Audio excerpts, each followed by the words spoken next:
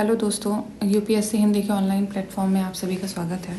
आज हम यहाँ यूपीएससी हिंदी के द्वारा चलाई जाने वाली 2023 की जो टेस्ट सीरीज़ है उसके क्वेश्चन आंसर डिस्कस करेंगे। ये पेपर नंबर 1 है। तो चलिए स्टार्ट करते हैं अपने पहले क्वेश्चन से।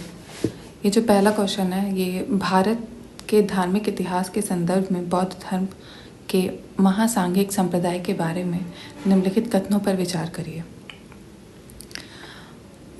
पहला कथन है, वे बुद्ध की पारलौकिक प्रकृति में विश्वास करते थे। दूसरा, उन्होंने बोधिसत्व की अवधारणा का विरोध किया।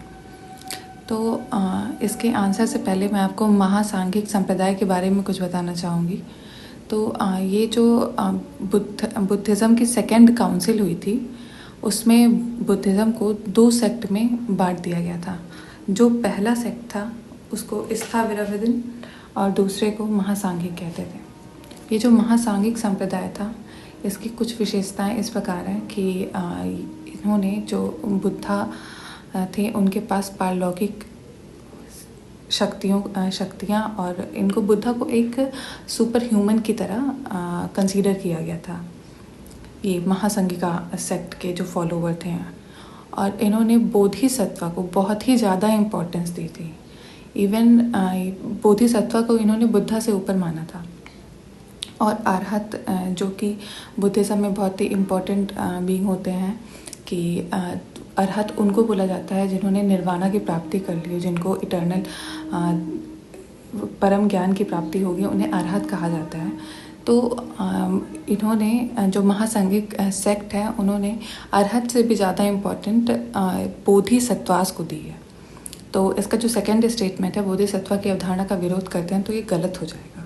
तो हमारा सिर्फ एक सही आंसर है 1 ए, केवल 1। चलिए दूसरे क्वेश्चन पे आते हैं। निम्नलिखित युग्मों पर विचार कीजिए। अशोका के प्रमुख शिलालेख के स्थान व स्थान जिस राज्य में है। तो ये बिल्कुल थियोरेटिकल टाइप ऑफ क्वेश्चन है। तो इसमें पहला है ये धौली, ये उड़ीसा में है। ये धौली जो रीजन है उड़ीसा का, ये जो 3rd सेंचुरी में अशोका के से रिलेटेड जितने भी आर्कियोलॉजिकल फैक्ट हम लोगों के मिले हैं 3rd सेंचुरी से रिलेटेड, यहाँ धौली से बहुत ही ज़्यादा मात्रा में प्राप्त हुए हैं। तो ये उड़ीसा, ये सही है। और दूसरा है ईरागुड़ी। ईरागुड़ी जो है ये आंध्र प्रदेश का रीजन है, कुर्नूल डिस्ट्रिक्ट में। तो ये सेकंड स्टेटमेंट भी हमारा सही है। फिर उसके बाद 3rd स्टेटमेंट पे आ जाते हैं जो कि है चौगाड़ा। तो ये मध्य प्रदेश दिया हुआ है जो कि गलत है। ये मध्य प्रदेश नहीं, उड़ीसा में स्थित है, गंजम डिस्ट्रिक्ट में। हमारा नेक्स्ट है कालसी, कर्नाटका। ये भी गलत है। ये कालसी रीजन जो है ये उत्तराखंड और हिमाचल प्रदेश के बॉर्डर के अराउंड है, बफर जोन में है। इस यहाँ पे भी अशोका का एडिक्ट मिला हुआ है। तो इसका आंसर हो जाएगा केवल 2 युग्म बी। नेक्स्ट क्वेश्चन पे आते हैं। पीएम केयर चिल्ड्रन स्कीम के लिए स्कॉलरशिप के संदर्भ में निम्नलिखित कथनों पर विचार कीजिए। तो इसका पहला स्टेटमेंट है, पहली कक्षा में से 12वीं कक्षा पास करने तक के बच्चों को छात्रवृत्ति डीबीटी के माध्यम से वितरित की जाएगी। और दूसरा है, यह केंद्र प्रायोजित योजना है। तो ये सेंट्रली स्पॉन्सर्ड के बारे में बात करें, नहीं, ये जो पीएम केयर स्कीम है ये पूरी तरह से सेंटर इसको फंड कर रहा है, ये सेंट्रल सेक्टर स्कीम है। तो ये स्टेटमेंट हमारा गलत हो जाएगा। लेकिन जो पहला है कि 12वीं कक्षा पास करने वाले बच्चों को छात्रवृत्ति डीबीटी के माध्यम से प्राप्त होगी, ये बिल्कुल सही स्टेटमेंट है। तो इसका आंसर हो जाएगा A1। और ये जो प्रधानमंत्री नरेंद्र मोदी ने 30 मई 2022 को पीएम केयर चिल्ड्रन स्कीम के लिए ये छात्रवृत्ति की शुरुआत की है। और ये जो स्कीम है पीएम केयर है, इसको जो है ये जो है पिछले ही साल जब कोरोना का टाइम था तो उसके बाद इसको लागू किया गया था, इस स्कीम को, पीएम केयर स्कीम। और ये जो अभी जो छात्रवृत्ति वाला है ये अभी रिसेंटली में इसको स्टार्ट किया गया। चलिए नेक्स्ट क्वेश्चन पे आते हैं।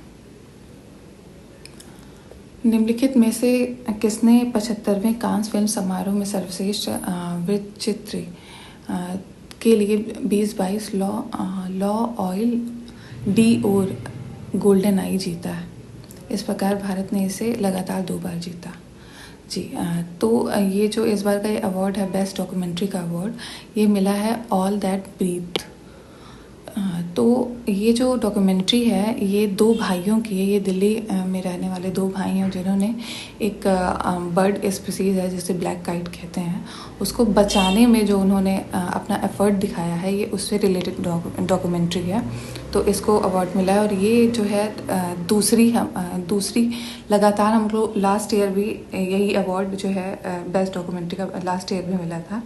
तो ये सेकेंड एक के बाद एक लगातार मिलने वाला हम इंडिया को ये अवार्ड है ऑल दैट ब्रीड्स। और जो पिछले साल का अवार्ड था वो एक पायल कपाड़िया की a night of knowing nothing, ये एक डॉक्यूमेंट्री थी जिसमें मिला था। चलिए नेक्स्ट क्वेश्चन। भारत संस्कृति संबद्ध परिषद ICCR, Indian council for cultural relations. तो इससे रिलेटेड 2 स्टेटमेंट हैं जो हमें कंसीडर करने हैं। यह भारत सरकार का एक स्वायत्त संगठन है, मतलब कि ऑटोनॉमस ऑर्गेनाइजेशन। तो ये स्टेटमेंट तो इसका बिल्कुल सही है। और दूसरा ये इसकी स्थापना 1950 में स्वतंत्र भारत के पहले शिक्षा मंत्री, पहले हमारे एजुकेशन मिनिस्टर कौन थे? अब्दुल कलाम आज़ाद, उन्होंने की थी। ये भी स्टेटमेंट बिल्कुल सही है। तो इसका आंसर हो जाएगा 1 और 2। याद रखना है ये ICCR Indian council for cultural relation, इसकी स्थापना 1950 में हुई थी।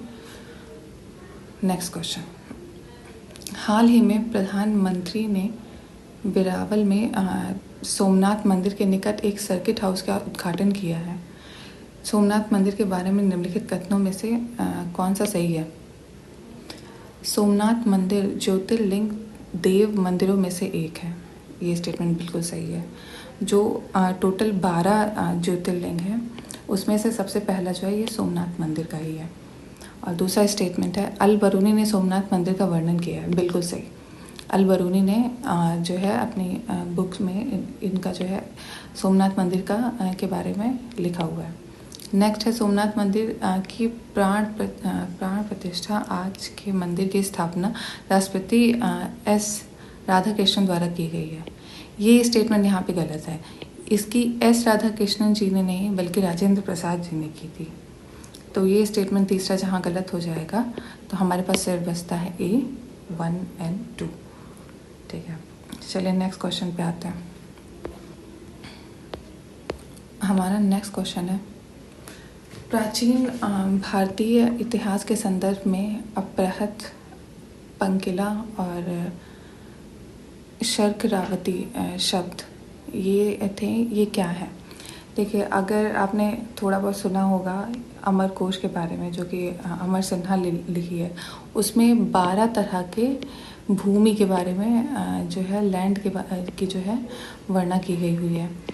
तो उसी में बहुत सारे जो ये लैंड थे उसमें से कुछ इम्पोर्टेंट जो मैं बताना चाहूँगी, जैसे आपने सुना होगा उर्वरा, उशरा, मारू, अपहृता, शदवाला, पंकिला।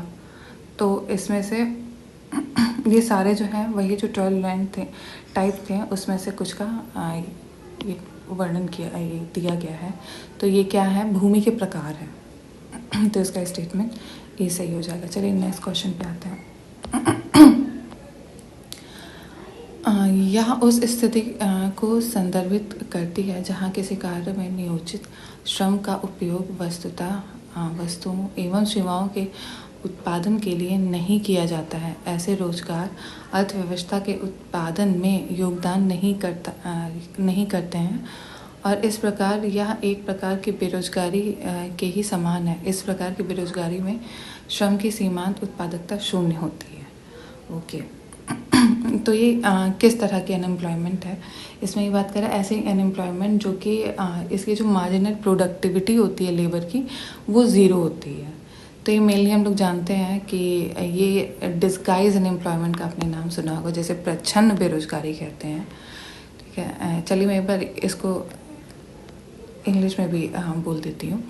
It refers to a situation where the labor employed in an work is not actually use to produce goods and service. ये कोई प्रोड्यूस नहीं कर रहे हैं गुड्स एंड सर्विस जो कि इन्वॉल्व है, जो लेबर इन्वॉल्व है उसमें। Such employment does not contribute to the output of the economy. तो अगर कुछ प्रॉपर प्रोड्यूस नहीं कर रहे हैं तो इकोनॉमी में भी कंट्रीब्यूट नहीं करेंगे। And the stand amount to a form of unemployment. In this type of unemployment the marginal productivity of the labour is zero. तो इट इज़ डिस्गाइज अनएम्प्लॉयमेंट। ठीक, चलिए नेक्स्ट क्वेश्चन पे आते हैं। एंड नेक्स्ट हमारा है आरबीआई का जो अभी प्रॉम्प्ट करेक्टिव एक्शन, जैसे संशोधित त्वरित सुधारात्मक कार्रवाई, त्वरित सुधारात्मक कार्रवाई पीसीए फ्रेमवर्क जो है, इससे रिलेटेड क्वेश्चन है। तो इसमें पहला स्टेटमेंट जो है, इसके 3 स्टेटमेंट, ये जो फ्रेमवर्क है अप्लीकेबल है सारे बैंक जो ऑपरेट कर रहे हैं इंडिया में, including foreign bank operating through branches और सब्सिडरीज। तो पहला स्टेटमेंट तो इसका करेक्ट है। फिर दूसरा, ये पेमेंट बैंक और स्मॉल फाइनेंस बैंक जो है इनको एक्सक्लूड किया गया from the list of lender. ठीक है, इनको मतलब पेमेंट बैंक और जो स्मॉल फाइनेंस बैंक है, भुगतान बैंक, लघु वित्त बैंक, इनको इससे निकाल दिया गया है। तो ये भी सही है, करेक्ट। और दूसरा है return on asset is a criteria for processing under the revised framework.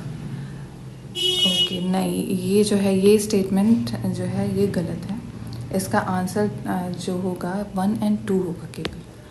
तो B will be the right answer. चलिए नेक्स्ट क्वेश्चन पे आते हैं। जो हमारा नेक्स्ट क्वेश्चन है ये इंडिया का एक्सटर्नल डेट के बारे में बात कर रहा है, बाह्य ऋण के बारे में बात कर रहा है। तो इंडिया का एक्सटर्नल डेट जो है, पहला, the share of government debt has doubled in the last 2 decades. 2 दशकों में, विगत 2 दशकों में सरकारी जो ऋण है एक्सटर्नल डेट, वो दोगुना हो चुका है। ऐसा तो नहीं है, दोगुना तो नहीं हुआ है। तो ये तो स्टेटमेंट प्रॉपर गलत है। और फिर आरबीआई ने बहुत अच्छे से इसको हैंडल किया है और इसका जो एक्सटर्नल डेट है ये काफ़ी कम है, इवन ड्यू टू कोविड-19 crisis. Commercial borrowing constitute the largest component of the external debt. Okay, तो ये तो बिल्कुल सही है, कमर्शियल बोरिंग जो है सबसे ज़्यादा एक्सटर्नल डेट में कंट्रीब्यूट कर रहा है। तो सेकंड स्टेटमेंट इज़ ट्रू।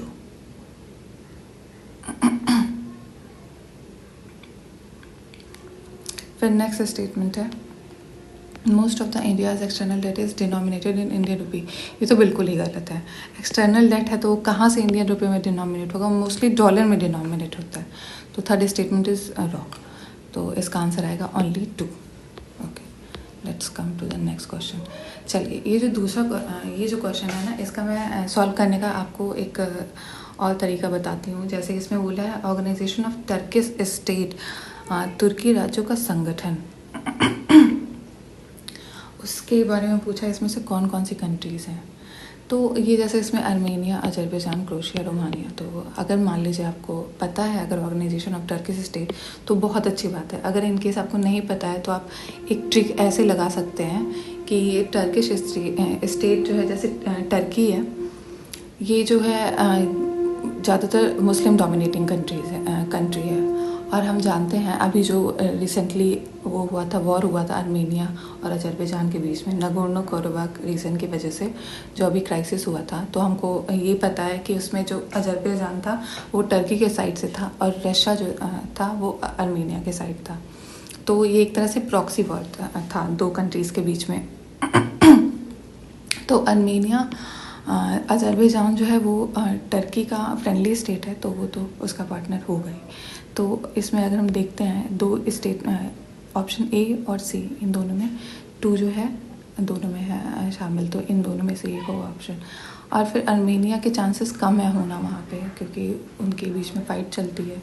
तो अगर हम 1 को इसको एलिमिनेट कर दे तो हमारे पास आंसर आ जाएगा 2 और 5। ओके, तो ये करेक्ट है सी।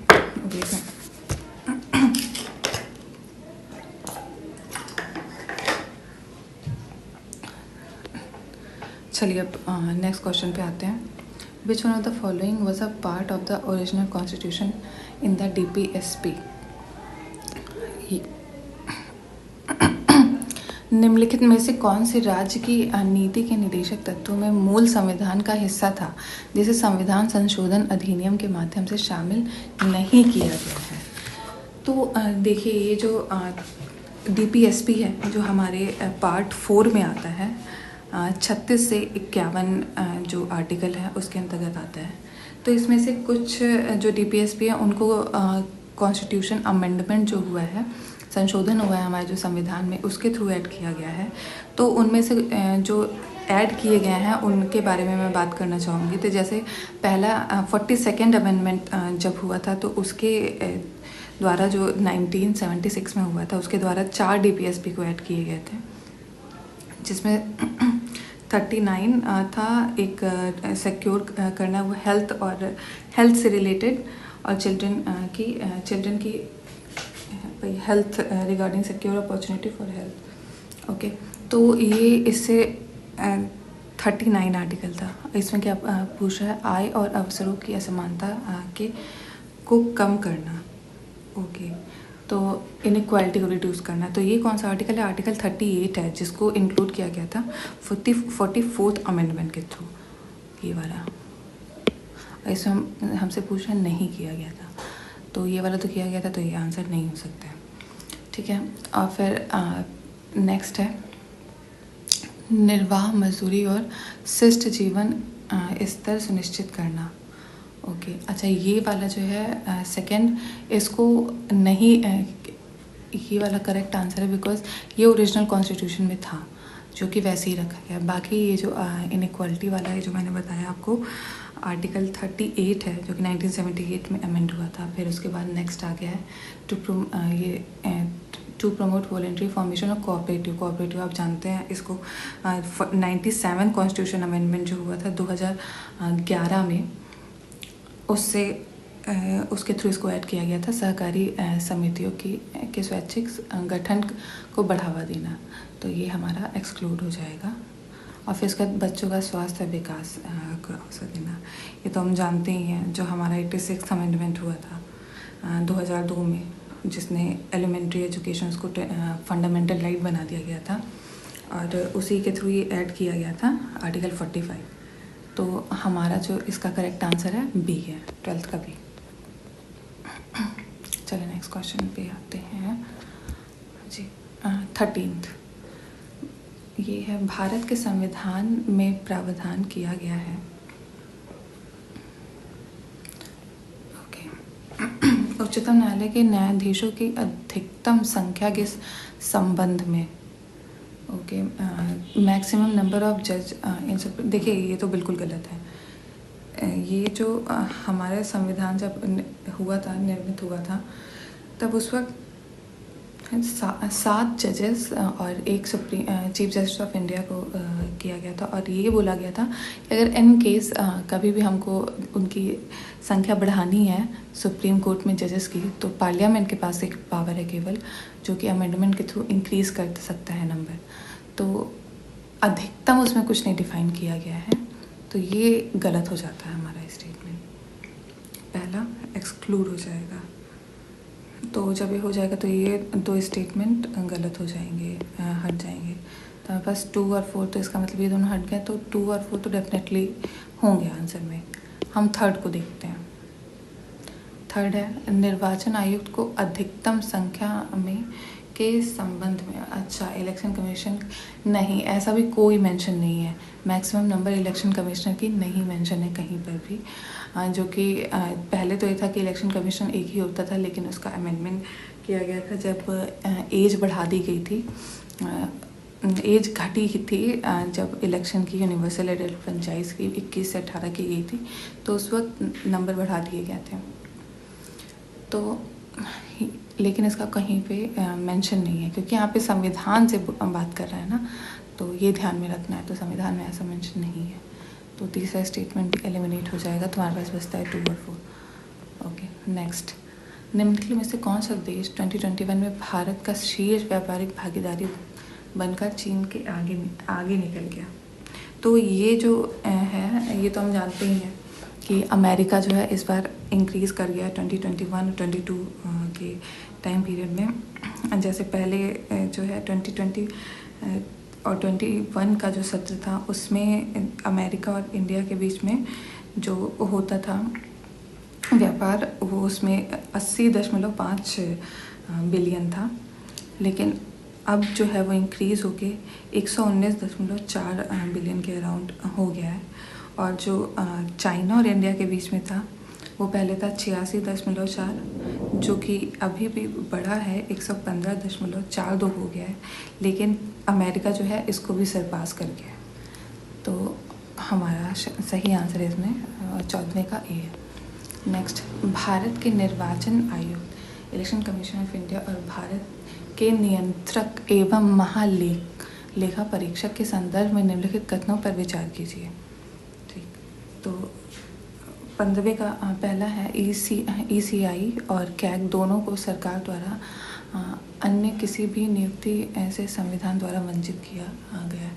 देखिए, ऐसा जो पहला स्टेटमेंट है ये जो बोल रहा है कि दोनों को कॉन्स्टिट्यूशन के थ्रू मना कर दिया गया है कि आप फर्दर अपॉइंटमेंट कहीं पर गवर्नमेंट के अंडर नहीं कर सकते। देखिए, ये जो प्रावधान है ये कैग के लिए है। कैग जो है एलिजिबल नहीं है फ्यूचर ऑफिस के लिए, और जो इलेक्शन कमीशन ऑफ इंडिया है उसके लिए कोई ऐसा प्रावधान नहीं है।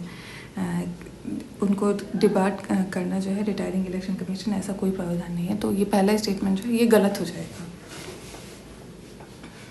ओके, तो जब पहला ये गलत तो फिर दूसरा है ECI और कैग दोनों राष्ट्रपति के प्रसाद पर्यंत पद धारण करते हैं। देखिए, ये भी गलत है। देखिए, जो दोनों ECI और कैग हैं इन दोनों को रिमूव करने के लिए, जैसे सुप्रीम कोर्ट का जज होता है जिसका रिमूवल जिस तरह से होता है, उसी सेम तरह से इन दोनों का भी होता है। और ये जो प्रेसिडेंट है उनके प्लेजर ऑफ प्रेसिडेंट पे ऑफिस नहीं होल्ड करते। तो सेकंड जो स्टेटमेंट है वो भी रॉन्ग हो जाएगा। तुम्हारे पास बचा थर्ड स्टेटमेंट, ये देखना है। ECI के विपरीत कैग का वेतन भारत के संचित निधि, करेक्ट। जो कैग का जो हमारे पास वेतन है वो कंसोलिडेटेड फंड ऑफ इंडिया के थ्रू आता है, और ECI का जो वो है वो उसको ECI एक्ट के थ्रू 1991 का एक्ट है उसके थ्रू उसको मिलता है। तो स्टेटमेंट 3 इज़ करेक्ट 15 का। चलिए नेक्स्ट क्वेश्चन पे आते हैं। निम्नलिखित कथनों में से कौन सा एक कभी कभी समाचारों में उल्लेखित सेनकाकू द्वीप के बारे में है? तो ये जो इसमें ये पूछ रहा है, अच्छा बाकी स्टेटमेंट रॉन्ग होंगे, हमें इसमें सही स्टेटमेंट बताना है सेनकाकू से रिलेटेड। देखिए, सेनकाकू आइलैंड जो है ये हमें पता है, बहुत न्यूज़ में रहा है, जो कि जापान और इसके बीच में, चाइना के बीच में डिस्प्यूटेड आइलैंड है। तो सेनकाकू आइलैंड जो है ईस्ट चाइना सी में है,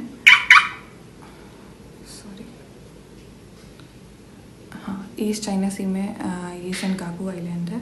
तो चलिए इसके स्टेटमेंट पढ़ते हैं हम लोग। ये पहला स्टेटमेंट बोला, आमतौर पर यह माना जाता है कि वे दक्षिणी चीन सागर के आसपास किसी देश द्वारा निर्मित कृत्रिम द्वीप है। नहीं, ये कृत्रिम द्वीप नहीं है, ये नेचुरल आइलैंड है, इनको बनाया नहीं गया है, नेचुरल आइलैंड है। एक ग्रुप ऑफ 8 आइलैंड है टोटल इस ग्रुप में, जो कि ईस्ट चाइना सी में। तो पहला स्टेटमेंट तो गलत हो जाता है। फिर दूसरा, चीन और जापान के बीच पूर्वी चीन सागर में इन द्वीपों के विषय में समुद्री विवाद होता है। ये सही है, ये तो सही है। और यह फिर नेक्स्ट है, वहाँ ताइवान को आपसी रक्षा क्षमताओं को बढ़ाने में मदद करने के लिए एक स्थायी अमेरिकी सैन्य अड्डा स्थापित किया गया है। नहीं, ऐसा कुछ नहीं है। नेक्स्ट है, यद्यपि अंतरिक्ष न्यायालय में उन्हें अस्वामिक भूमि घोषित किया है, तथापि कुछ दक्षिण पूर्वी एशियाई देश उन पर दावा करते हैं। नहीं, क्या ही गलत। तो इसका तो हमें समझ में आ गया, ये बस ये वाले स्टेटमेंट सही थे। चाइना और जापान के बीच में डिस्प्यूटेड आइलैंड है। नेक्स्ट, भारतीय संस्कृति संबद्ध परिषद, ओके, ICCR, ये एक 10 दिवसीय कार्यक्रम जेन नेक्स्ट डेमोक्रेसी नेटवर्क का समापन अभी हुआ था, तो उसी से रिलेटेड है। तो भारत सरकार का एक स्वायत्त संगठन है, ओके, ऑटोनॉमस ऑर्गेनाइजेशन है भारत सरकार की, ICCR, ये सही है। नेक्स्ट है, इसकी स्थापना 1950 में स्वतंत्र भारत के लिए शिक्षक मौलाना अब्दुल कलाम आज़ाद ने की थी? नहीं, अच्छा सॉरी, ये तो मौलाना अब्दुल कलाम, हाँ जी, पहले जो शिक्षा मंत्री थे, करेक्ट, ये तो करेक्ट है। तो इसका दूसरा स्टेटमेंट भी सही है। Good, next. हाँ जी, ये है हाल ही में समाचारों में देखी गई सिरकोना हाइपरसोनिक क्रूज मिसाइल, ओके, किसके द्वारा निर्मित है? ये जो अभी क्रूज मिसाइल है सिरकोना, ये अभी न्यूज़ में काफ़ी रही है। ये रशिया की बनाई हुई मिसाइल है जिसकी स्पीड जो है 9 मैक है, मतलब कि स्पीड ऑफ साउंड के 9 टाइम्स है, और ये 1000 किलोमीटर दूर तक के टारगेट को हिट कर सकती है। और इसे रशिया डिफेंस मिनिस्ट्री ने इसको अभी टेस्ट फायर किया था इन बैरेंट सी, ओके। तो ये सिरकोना हाइपरसोनिक क्रूज मिसाइल जो है ये रशिया की है, तो ये सही होगा। चलिए नेक्स्ट क्वेश्चन पे आते हैं हम। नेक्स्ट क्वेश्चन है अटल न्यू इंडिया चैलेंज के संदर्भ में निम्नलिखित कथनों पर विचार कीजिए। चलिए पहला है अटल इनोवेशन मिशन नीति आयोग का एक प्रमुख कार्यक्रम है, बिल्कुल सही। अटल इनोवेशन मिशन, देखिए एम, अटल नाम से जितने भी ज़्यादातर जो मिशन होते हैं वो नीति आयोग ही करती है, तो ये पहला तो सही है। नेक्स्ट है प्रत्येक ANIC विजेता जो होगा उसको 25 करोड़ तक का वित्त पोषण के लिए तो होगा, ओके। देखिए ये स्टेटमेंट तो नहीं सही है, उसमें 25 करोड़ नहीं 1 करोड़ का जो है प्राइज़ मनी डिक्लेयर किया गया है, तो ये तो गलत हो जाएगा। तो इस का जो स्टेटमेंट का आंसर होगा 19 का A, ठीक है। चलिए अब हम अपने नेक्स्ट क्वेश्चन पे आते हैं, 20th। ये है प्रधानमंत्री विशेष छात्रवृत्ति योजना के संदर्भ में निम्नलिखित कथनों पर विचार कीजिए, ओके। तो ये स्कीम जो है योजना के तहत देश भर के निजी और सरकारी शिक्षण संस्थानों में पढ़ने के लिए हर साल 50 मेधावी छात्रों को वित्तीय, देखिए ये क्वेश्चन गलत है, 50 मेधावी छात्र नहीं, ये है करीब 5000 स्टूडेंट के लिए। ये सेंटर ने एक स्कीम निकाली है PMSSS, ओके। और इस स्कीम को भी रिसेंटली एक्सटेंड किया गया जम्मू कश्मीर और लद्दाख में अगले 5 सालों के लिए, तो क्योंकि वहाँ पे बहुत ही अच्छी इस स्कीम की परफॉर्मेंस देखी गई थी। तो ये जो स्कीम है इसमें 5000 छात्र जो हैं उनको स्कॉलरशिप प्रोवाइड की जाएगी, जो कि अगर बैचलर किसी भी कोई डिग्री, इंजीनियरिंग डिग्री लेना चाहते हैं, बैचलर्स डिग्री लेना चाहते हैं और वो अच्छा परफॉर्म करते हैं, तो इस छात्रवृत्ति के थ्रू वो एडमिशन ले सकते हैं और गवर्नमेंट फंड करेगी उनकी सारी एजुकेशन। तो इसमें से 5000 में से जो 250 हैं वो इंजीनियरिंग और हेल्थ के, वही मेडिकल के लिए हैं, और जो बाकी जो हैं 4500 के अराउंड, ये टोटल जो बैचलर्स है आर्ट, कॉमर्स और साइंस से रिलेटेड, ठीक है। ये हो गया पहला, गलत हो गया। दूसरा है AICTC, ओके, अखिल भारतीय तकनीकी शिक्षा परिषद जो है इसकी कार्यान्वयन एजेंसी है, मतलब इम्प्लीमेंटिंग एजेंसी इसकी जो है AICTE है, तो ये बिल्कुल सही है, दूसरा स्टेटमेंट सही है, ठीक है। तो इसका आंसर B हो जाएगा, 20th का B। चलिए नेक्स्ट क्वेश्चन पे आते हैं। नेक्स्ट क्वेश्चन है हमारा ये, ओके, ये अभी जो समाचारों में जो कुछ क्षेत्र रहे हैं वो किस देश में? अनाटोलिया, हाँ, अनाटोलिया बहुत न्यूज़ में रहा है इधर, ये आप जानते होंगे, ये टर्की में है। और दूसरा है अम्हारा जो है ये इथोपिया का है, ये भी सही है, ठीक है। और नेक्स्ट जो है ये काबो डेलगाडो, ये कहाँ? ये तो मोजाम्बिक का, ये गलत है, स्पेन में नहीं है, मोजाम्बिक का। और कैटलोनिया, कैटलोनिया ये है स्पेन में है, ये देखो ये गलत है, इटली में नहीं है, ये भी रॉन्ग है। तो इसका आंसर हो जाएगा 1 और 2। तो अच्छा, इसमें ये पूछा कितने युग में, तो 2 युग में सही है, तो 21 का आंसर बी हो जाएगा। चलिए नेक्स्ट क्वेश्चन पे आते हैं। भारत के संविधान के संदर्भ में निम्नलिखित कथनों पर विचार करिए। चलिए संविधान से रिलेटेड क्वेश्चन है। पहला है, उच्च न्यायालय के न्यायाधीशों की नियुक्ति करते समय राष्ट्रपति द्वारा संबंधित राज्य के राज्यपाल से परामर्श की जाती है। चलिए ये स्टेटमेंट, पहला स्टेटमेंट तो सही है। जब भी ये हाई कोर्ट के जो चीफ जस्टिस की जब भी नियुक्ति होती है तो हाँ की जाती है, गवर्नर से कंसल्टेशन की जाती है। तो पहला स्टेटमेंट तो सही है। फिर उसका नेक्स्ट स्टेटमेंट है, राष्ट्रपति को राज्य के राज्यपाल की नियुक्ति से पहले संबंधित राज्य के मुख्यमंत्री से परामर्श करना अनिवार्य है। नहीं, ये कहीं नहीं ऐसा होता है, तो ये तो गलत है। Second statement is wrong.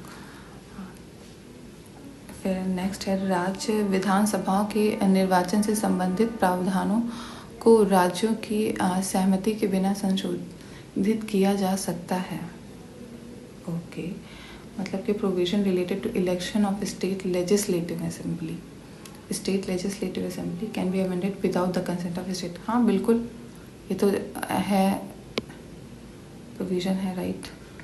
फिर नेक्स्ट है, एक राज्य विधायक को अपने राज्यों के नाम परिवर्तन के संदर्भ में विचार व्यक्त करने का अवसर देने की आवश्यकता नहीं होती है। ये तो कुछ ज़्यादा ही एक्सट्रीम स्टेटमेंट हो जा रहा है, तो ये तो नहीं है, ये तो स्टेटमेंट गलत है। तो इसका आंसर जो है 1 और 3 होगा, तो सी। नेक्स्ट पे आते हैं, जिगजैग टेक्नोलॉजी के संदर्भ में निम्नलिखित कथनों पर विचार करिए। चलिए जिगजैग टेक्नोलॉजी, ये इम्पोर्टेंट है। ये है क्या? ये जो टेक्नोलॉजी है ये मेनली जो ईंटों के भट्टे होते हैं उनसे रिलेटेड है। जिगजैग टेक्नोलॉजी में ये होता है कि जैसे नॉर्मली जो हमारे जो भट्टे होते हैं वो बहुत ही ज़्यादा, एक तो उस रीजन का टेम्परेचर इंक्रीज़ कर देते हैं और बहुत ही ज़्यादा पॉल्यूशन करते हैं, एयर पॉल्यूशन से रिलेटेड है।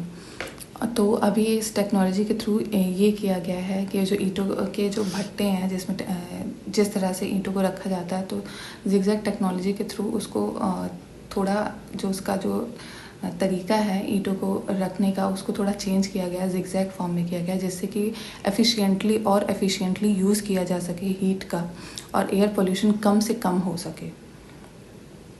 तो ये ईंट के भट्टों से रिलेटेड जो है टेक्नोलॉजी है और एयर पोल्यूशन को कम करने के लिए। तो पहला स्टेटमेंट है, इस प्रौद्योगिकी का उद्देश्य नदियों के निकट अवस्थित उद्योगों द्वारा उत्पन्न जल प्रदूषण को निपटाना है। तो ये तो गलत है। राष्ट्रीय हरित अधिकरण ने देश भर में ईंट भट्टों के लिए जिगजैग प्रौद्योगिकी, देखिए ये गलत है, देश भर में नहीं, ये सिर्फ और सिर्फ अभी दिल्ली के लिए इसको प्रोविज़न किया गया है कि दिल्ली में कुछ टाइम पे जब हीट बहुत ज़्यादा होती है और जैसे पोल्यूशन जिस टाइम पे बहुत होता है तो उस टाइम पे जो है उस टाइम के लिए वहाँ भी कुछ भट्टों को बंद कर दिया जाएगा। तो ये प्रोविज़न जो है सिर्फ दिल्ली के लिए, बाकी पूरे देश के लिए नहीं है। तो ये स्टेटमेंट भी रॉन्ग है, तो इसका आंसर हो जाएगा ना तो 1 ना ही 2। चलिए नेक्स्ट क्वेश्चन पे आते हैं। कार्बन प्राइसिंग लीडरशिप कोalition, ठीक है, ये जो है कार्बन मूल्य निर्धारण नेतृत्व गठबंधन के संदर्भ में निम्नलिखित कथनों पर विचार करिए। तो पहला स्टेटमेंट है, यह राष्ट्रीय सरकारों, व्यवसाय और नागरिक समाज संगठनों की एक स्वैच्छिक साझेदारी है। बिल्कुल सही, पहला स्टेटमेंट तो सही लग रहा है। It is a voluntary partnership, national government, business, civil society, right. और फिर next statement, it was establish at the UN conference of sustainable development 2012। इसे सतत विकास पर संयुक्त राष्ट्र सम्मेलन 2022 में स्थापित किया गया था। ऐसा नहीं है, ये इसको स्थापित किया गया था 2015 में, जब हमारी पेरिस कॉन्फ्रेंस हुई थी, COP21 में। तो second statement is right.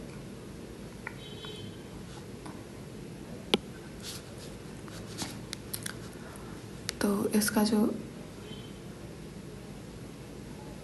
Sorry wrong, ये मैं क्या बोल रही हूँ, ये जो है 2015 है। 1991 में पेरिस में किया गया था। चलिए स्टेटमेंट 1 इसका सही हो जाएगा 24 का। चलिए नेक्स्ट क्वेश्चन जो है, निम्नलिखित में से कौन सा विकल्प पर्यावरण के संदर्भ में कार्बन लीकेज चलिए मैं ये आपको कॉन्सेप्ट एक बताती हूँ। कार्बन लीकेज ये किससे रिलेटेड है?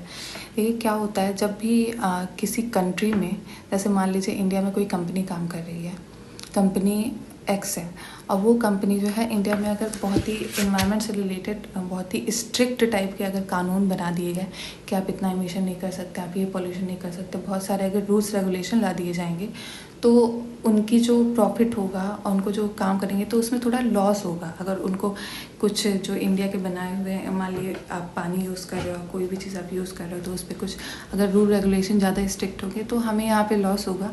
और मान लिए इन कंपेरिजन टू इंडिया, अगर मान लीजिए कोई और कंट्री जैसे कि कोई वियतनाम हो गई, कोई और हमारी नेबर कंट्री हो गई, वहाँ पे इस तरह के रेगुलेशन इतने स्ट्रिक्ट नहीं है, आपको पूरी फ्लेक्सिबिलिटी मिलती है, आप अपने अकॉर्डिंग वहाँ पे कर सकते हैं। वहाँ पे इतने ज़्यादा स्ट्रिंजेंट रूल नहीं है एनवायरनमेंट से रिलेटेड।